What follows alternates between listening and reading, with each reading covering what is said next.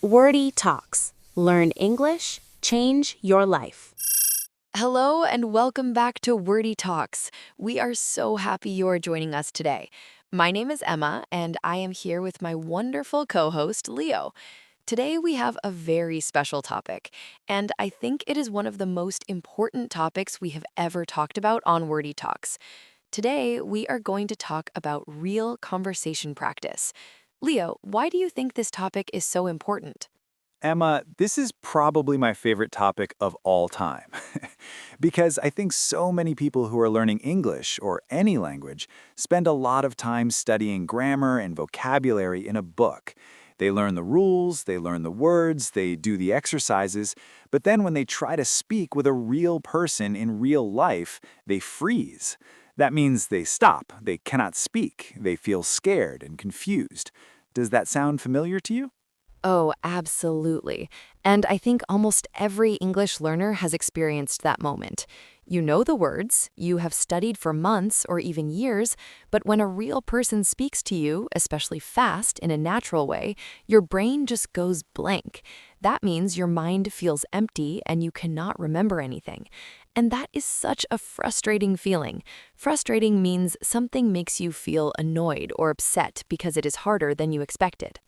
Yes. And today on Wordy Talks, we want to help with exactly that. We want to talk about why real conversation is so different from studying, how you can practice speaking even if you have nobody to practice with, what to do when you do not understand something, and how to feel more confident when you speak English. Confident means you feel sure and comfortable about doing something. So let us start with the big question.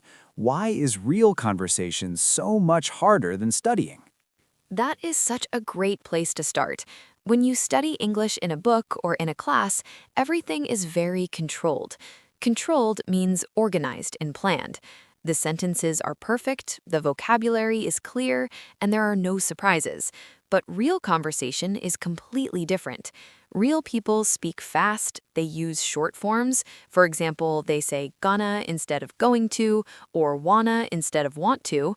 They use slang. Slang means informal words and expressions that are not in textbooks, and they talk about all kinds of unexpected topics. Exactly. And another big difference is that in a book, you have time. You can read a sentence slowly, look up a word in the dictionary, and think about your answer.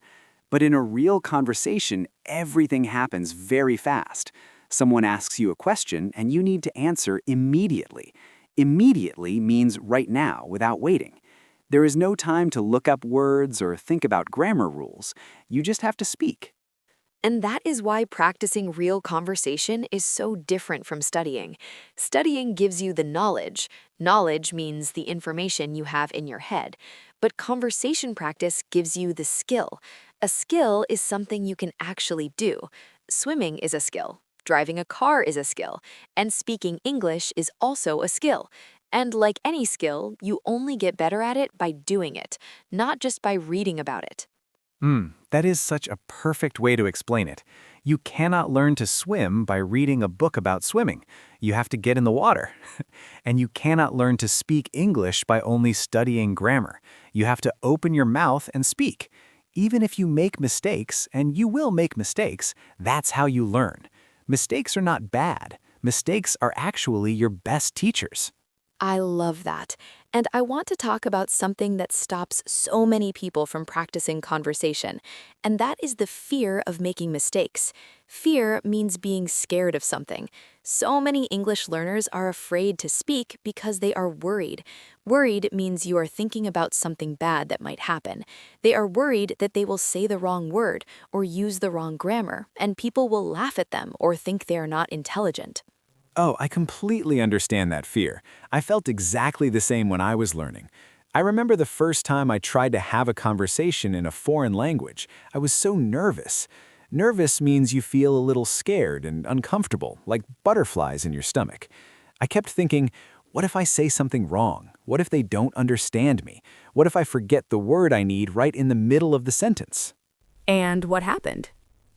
I made lots of mistakes.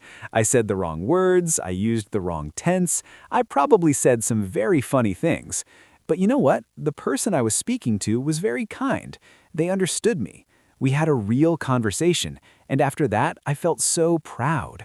Proud means you feel happy and satisfied because you did something well. That feeling of having a real conversation, even with mistakes, was better than any perfect grammar exercise in a book. That is such a beautiful story, Leo, and I think it teaches us something very important.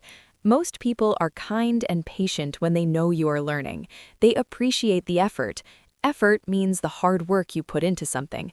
When you try to speak someone's language, even badly, most people smile and want to help you. So the fear of being judged means when someone forms an opinion about you, is usually much bigger in our head than in reality. Absolutely. Okay, I think this is a great moment to stop and look at some of the vocabulary we have used. Emma, shall we do our vocabulary moment? Yes, let's do it. So the first word I want to highlight is to freeze. We used it at the beginning. To freeze means to suddenly stop and not be able to move or speak, usually because you are scared or surprised. In English conversation practice, many learners freeze when they have to speak. They know the words, but their body and mind just stop. Have you ever frozen in a conversation, Leo? Oh yes, many times. And it's okay, it happens to everyone. The second word is confident. Confident means you feel sure and positive about yourself and what you can do.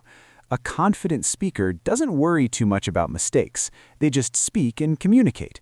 You can build confidence. Build means to make something grow bigger and stronger over time. You build confidence by practicing a little every day. Perfect. And the third word is immediately. Immediately means right now, at this exact moment, without any delay. In real conversation, you usually need to respond immediately. There is no time to think for 5 minutes. That's why practicing helps so much. The more you practice, the more your responses come immediately and naturally, without thinking too hard. And one more, the word knowledge versus skill. Knowledge is information you have in your head, facts, rules, vocabulary. A skill is something you can actually do, like speaking, swimming, or cooking. You can have a lot of knowledge about English and still find it hard to speak.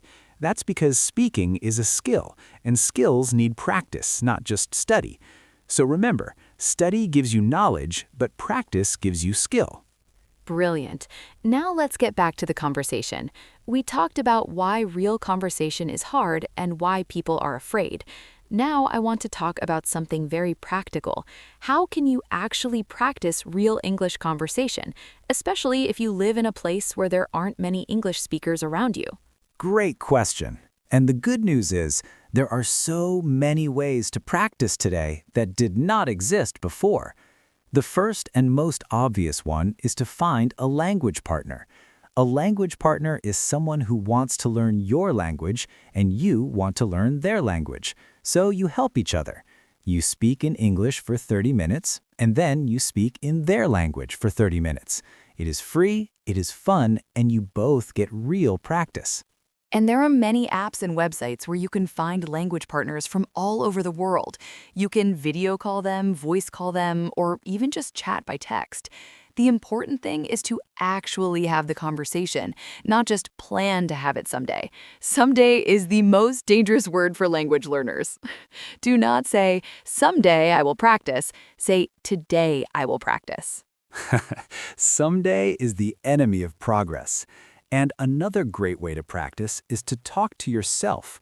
I know that sounds a little strange, but it really works. When you are walking, cooking, or doing something simple at home, try to describe what you are doing in English. Say it out loud. Out loud means using your voice, not just thinking it in your head. For example, I am making coffee. I am putting on my jacket.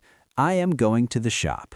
Simple sentences, but very good practice. That is such a good tip, and I do this myself. Another thing you can do is shadowing. Shadowing means listening to a native English speaker and repeating exactly what they say at the same time. Like a shadow follows a person. You copy their words, their speed, their rhythm, and even their pronunciation. Pronunciation means the way you say a word, the sounds you make. Shadowing is one of the best ways to train your mouth and your ear at the same time. Yes, and podcasts like Wordy Talks are perfect for shadowing practice. You can listen to us speak, pause the audio, and then repeat what we said. Try to copy the way Emma speaks, her calm, clear tone, or copy my more energetic style. There is no wrong way to do it. The goal is just to get your mouth moving and get comfortable with the sounds of English. And speaking of listening, I also want to talk about what to do when you do not understand something in a real conversation, because this happens to everyone, even advanced learners. Someone speaks too fast, or uses a word you don't know, or their accent is very different from what you're used to. What do you do? The most important thing is do not pretend you understood when you did not. Pretend means to act like something is true when it is not. So many learners smile and nod. Nod means to move your head up and down to say yes, even when they have no idea what the other person said. And then the conversation continues and they are completely lost. It is much better to be honest and ask the person to repeat or explain. Exactly. And here are some very useful phrases you can use when you do not understand.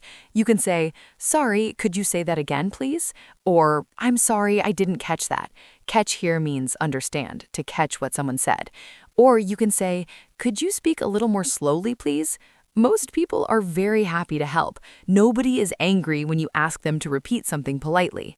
And another very useful phrase is, what does that word mean?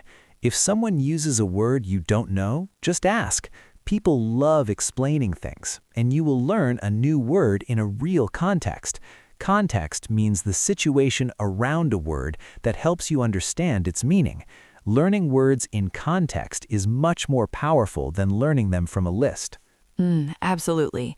And I want to talk about one more very important topic, how to keep a conversation going.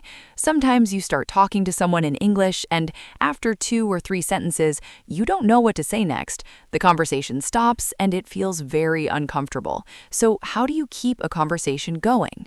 The secret is to ask questions. Questions are the engine of conversation. Engine means the part of a machine that makes it work and move. When you ask someone a question, they give you an answer, and then you can react to their answer. React means to respond to something. You can say, "Oh, really? That's interesting," or "I feel the same way," or "Tell me more about that." These small reactions keep the conversation alive. Alive means active, continuing, not finished. And you don't need to have perfect English to keep a conversation going. Simple questions are the best. Where are you from? What do you do? Do you like this place? Have you seen any good films recently? Simple, open questions. Open questions are questions that need more than just yes or no as an answer. Open questions invite the other person to talk more. And when they talk more, you listen more. And listening is just as important as speaking. That is so true. Listening is actually a skill on its own. Active listening means really paying attention to what someone is saying, not just waiting for your turn to speak. When you listen actively, you understand more, you learn new words from the context, and you can respond in a much more natural way. Good listeners always become good speakers. And I want to give one final very practical tip before we close, and that is to celebrate your progress. Progress means the improvement you make over time. When you're learning English, it's easy to only see how much you still don't know, but it's so important to also look back and see how far you've come. Maybe 6 months ago, you couldn't say a single sentence in English. Now you're listening to a whole podcast conversation and understanding most of it. That's incredible progress. That is so true. And celebrating small wins, wins means successes, things you did well, is really important for your motivation. Motivation means the reason and energy you have to keep going. Every time you have a real conversation in English, even a short one, even with mistakes, that's a win. Celebrate it. Write it down. Tell a friend. Be proud of yourself. Because learning a language is one of the hardest and most amazing things a human being can do. I could not agree more. And you're doing it right now by listening to Wordy Talks, by pushing through the difficult moments, by choosing to practice your English today instead of giving up. That takes real courage. Courage means the strength to do something even when it's difficult or scary, and you have it. You absolutely do. And if you're enjoying Wordy Talks and finding it helpful for your real English practice, it would mean so much to us if you hit that subscribe button right now, wherever you're listening. We put out a brand new episode every single week. Each episode is a new conversation, new vocabulary, new topics, and every single episode helps your English get a little bit better. We really would love to have you back every week. And if you know someone who is also learning English and feeling stuck, send them this episode, because the best thing you can do for a friend who is learning is to say, "Hey, listen to this. It will help you." That small act of sharing can make a big difference in someone's English journey. Beautifully said. So to finish, real conversation practice is the most powerful thing you can do for your English. Not more grammar books, not more vocabulary lists, real conversations, real practice, real mistakes, real progress. Start today. Speak to someone, talk to yourself, shadow a podcast, ask questions, and celebrate every small win. Your English is growing every single day, even on the days when it doesn't feel like it. Even on the days when it doesn't feel like it. I love that, Leo. Thank you so much for spending this time with us today on Wordy Talks. I'm Emma. And I'm Leo. Now go and have a real conversation in English today. We believe in you. See you next time on Wordy Talks. Wordy Talks. Learn English, change your life.